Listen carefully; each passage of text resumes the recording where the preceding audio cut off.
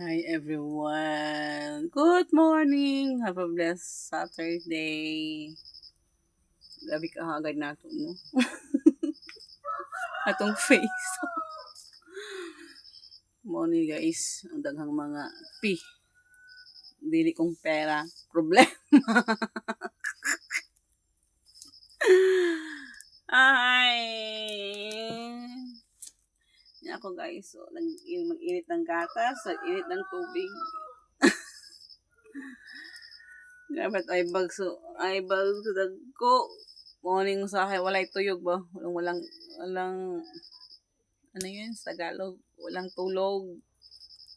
Kasi nga, marami tayong P. Hindi pera, kundi problema.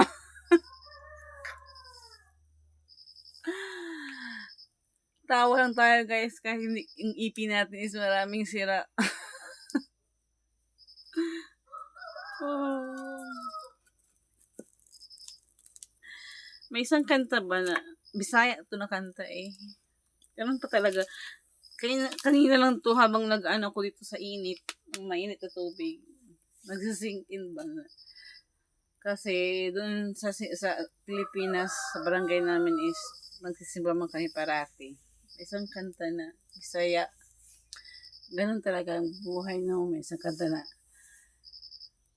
dili sayon ang pagsunod kang Kristo, daghang tunog ang dalan nga agian mo, bugat ang krus nga pasanon mo, ug ang kamatayon na nagulat kanimo.